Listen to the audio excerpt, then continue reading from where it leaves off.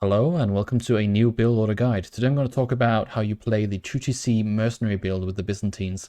This is a build that is a little bit slow going, but it's really strong in the Castle Age and Imperial Age, and just in general long feudals work really well. You set up a nice eco and then you get your mercenaries out and you play around those. What you're going to be doing is you are sending your first 5 villages to sheep and then one of them over here to gold. So you go 5-1 split. You're going to be building a cistern first. So one villager goes to build a cistern, preferably on the corner towards the gold, so you get coverage on your sheep, your straggler trees, and your gold over here. It will also be really nice if you can get coverage on the berries. So here, this is a really good cistern placement. Place them on the corners here, gives them a lot of space to build buildings within, their influence. So this is something I would definitely recommend. This also makes it easier if you divide each cistern into either production, research, or defense. So you can have one for keeps, one for research. So that would be my second cistern where I would put a blacksmith. And then the first one here, conscriptio, where I would have increased military production around this one close to the TC. So my production is safe. One more to build a house, and then you have 2 in gold, and now the rest will go on to food. Nothing more here. We're not going to go on berries early on because we are going to go for the Grand Vinery. The Grand Vinery will grant us additional olive oil. That is why we don't gather from the berries first off. This also gives us a better timing. And this is going to be really smart for us when we have to get a second TC. Now's the time when we age up. The ideal macro split here is also provided in the build order down in the description below. But I'm just going to recite it here. You're going to place 3 to stone, 2 to the landmark, and then 4 in food, and then rest to wood. Then you're going to balance with a little bit more wood, pretty much 50-50 between stone and wood, and then build that second TC when you have aged up at around 440, 450. Here I'm building with a few more, but you'll see that I'm changing the villages around in a second. Gather from the straggler trees. Don't build a lumber camp immediately. Gather from the straggler trees and then queue the villagers over to the straggler trees like this, so they don't accidentally go in the wood line here. There is enough wood here for you to be able to build the second town center without having to build a lumber camp. If you build a lumber camp, you won't have enough wood to build an immediate second town center, and so this delays you a lot. Try to only go for the straggler trees. Just rally onto wood, then rally a bit to stone. Change it around as you see fit. If you need a little bit more stone, then go ahead and put some villagers on that. As for scouting, take a look at what your opponent's doing and see how aggressive they're going. It's really important for TC placement that we don't place our TC too far forward. With the new TC nerfs, we're not going to place our TCs, for example, out here in the front to secure the 2 berries. Instead, what we're going to do is we're going to use it defensively. And so you should try to place the TC so that it covers the berries here, so you can get your mercenaries out.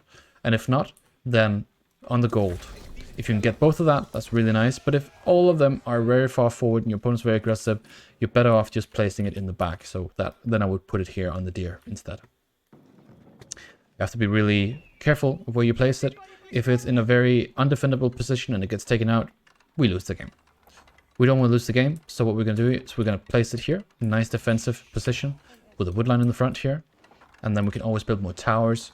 But we're not going to be focusing on static defenses. We will be making units for defenses.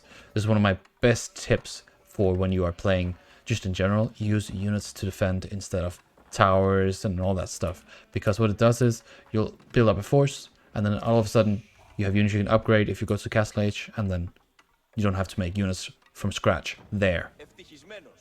Alright, so now we have macroed our way to a second TC. The second TC is now up at about 530. And our berries are secure, gold is secure, and then we're going to go on wood now. We also need a little bit of stone.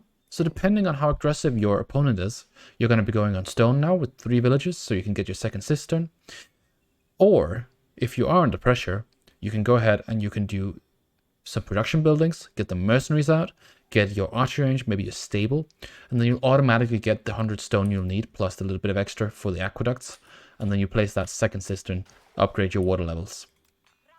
Scout your opponent. What is he going to make? Well, we need to see. We see an early daimyo. We also see he went for stone here. So we have to look, is it going to be a second TC? No, it's not going to be a second TC. because then he needs 300 stone for the daimyo, plus a little bit extra as well for the TC. So I can expect a pretty aggressive strategy here. So I keep looking around his base. I'm trying to look for some barracks, some archery ranges, some stables. And I see heavy amount on gold. Then I think he's probably going to go for a fast castle. But it could also be that he goes for upgrades to make double barracks, as we see here. When you see double barracks like this, you can expect a lot of samurai. If it's some other civ and they go stable and archery ranges, then again, it's just units that you have to counter.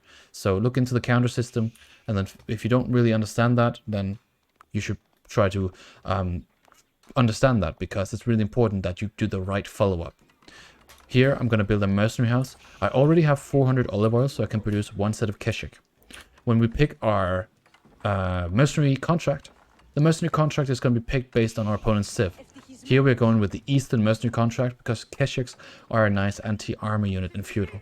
So if you have keshiks, you can deal with man-at-arm type units such as the samurai better. But if you're up against a camel civ, for example, it can be better to go for longbows. So if you go longbows at Limitane, that's a really good kind of Malian type composition for defending. If you go for the keshiks, you can deal with armor easier. With the Grand Vinery, try to get most of your food gathered there first, so you can get more keshiks out on the field. The keshiks are cheap, they only cost 400 olive oil, so you should be good to build 2 or 3 sets of keshiks from one berry patch here. If you need a lot of units, and we see that he's really committing here, go ahead, build an archery range, and then follow up with a stable. At this point in the game, you should start to produce a lot of units. If you're already a lot under pressure here, try to experiment next time you play a game where you're under a lot of pressure with adding in more production earlier on. The TC here can defend only as much. Once it's pushed with rams and you don't have units to defend it, you can't defend the TC. So try to build more military units as you see fit. We see more samurai coming out now. And this is pretty much where the build order ends. You have to respond yourself here, based on the game you're in and what's happening. Here, I'm just going to build up a lot of military units to defend, and I'm going to keep on building up my eco as well. I'll need farms around my Grand Vinery. I need to wall. This is another concept that's a big part of this build order. Aggressive walling. With aggressive walling, you're taking more and more map control. Here, we are taking out deers. Our backwood is now going to be secure. And then the next row of walls will be here. And that's going to be securing maybe a relic, another wood line, and then later on we can build towers and stuff on the berries here, secure more olive oil, so on. You might think that you might be in danger now because you are outnumbered military-wise. These are high-quality units, but you can defend easy if your opponent runs under town centers. So try to always take fights in your base. Don't take a fight out here. Take a fight in between your town centers. If you build them like the English would do, close to each other with the gold here, then oftentimes you'll find that your town centers can fire both at the same time on enemy units. Use your keshiks against the samurai. They don't have bonus damage against cavalry units. And then upgrade your archers. You need to get the +1 ranged attack to deal with samurai as quick as possible. If they have +1 and you don't have +1, then you're in a situation where you're just barely dealing damage to these. They have 4 ranged armor and you only deal 5 damage, so that's 1 damage. You need to get that double. Just try to stall here. Try to not lose too many units. Go back and forth. Use villagers inside the town centers. Use them to defend against this. The longer they stay under the town center, the enemy units, the better for you, because as long as you keep your army alive and he's not killing villagers and he's running around after your units, then that's going to be good for you when it comes to defending and then eventually taking out his army. You can see now he's actually running back again. And this is one of the first good engagements we take. In the meantime, if you feel like you have the units to do it, you can cut off future reinforcements by sending out cavalry units like this. Bring some keshiks if it's man-at-arms, and then go ahead and grab some units that are coming towards your base. This is a good way to also stop it. So right now, he's actually in a position where he is not going to be able to get the samurai out because he was cut off. Try to use your archers, your keshiks, and then build a tower if you feel like your TC is a bit too exposed. Upgrade that tower, and then get your cisterns, of course. Don't go early farms. Go for the deer. If you go for early farms, yes, you might begin to set up an olive oil production, but the problem is it's super expensive to go for farms, and we want the direct food income that we get from the deer that is also a high level food. So we go for the deers to keep that production going. As long as you go for pocket resources and you keep walling in like this and then securing more of the map, then that's good for you. If you surrender all the map control and you don't have farms and you have to make farms and you don't have any pocket resources secured, you'll end up in a situation where you're just starved. They can go castle, you don't have food to go castle, maybe you made too many units and now you're stuck. Now we're defending. We keep on making units. As long as they are, we are as well. The longer the game goes, the better, because we have our second town center. As you can see up in the villager numbers, 65 to 40. So this is already for us now looking really good. Keep trying to take good fights here. The samurai might be intimidating, but as long as you have the numbers, as long as you're fighting on the TCs, as long as you've got enough archers with the upgrades, then you can take these fights. Don't go outside and take fights unless you have the military superiority. Here's another big decision point. We are about 13 minutes in. We've taken some good fights. We've chased him out of our base. He's going to continue on making samurai, but we have the upper hand now, so we can afford to not make units for a little bit. We can choose to go Castle Age, which I would highly recommend, or you can play with 3 town centers. I won't recommend this if you're unexperienced. It's better to go Castle Age, because if you go for the Castle Age, what you're going to be able to do is you can get that tech advantage, and if he keeps on making units and you get Castle Age, and you get +2 on your ranged units, or you get your veterancy on your units as well, you will completely decimate any feudal unit with your units, even if they're not counter units. Try to figure out when that decision point is, and then make a decision. Are we going to continue expanding eco?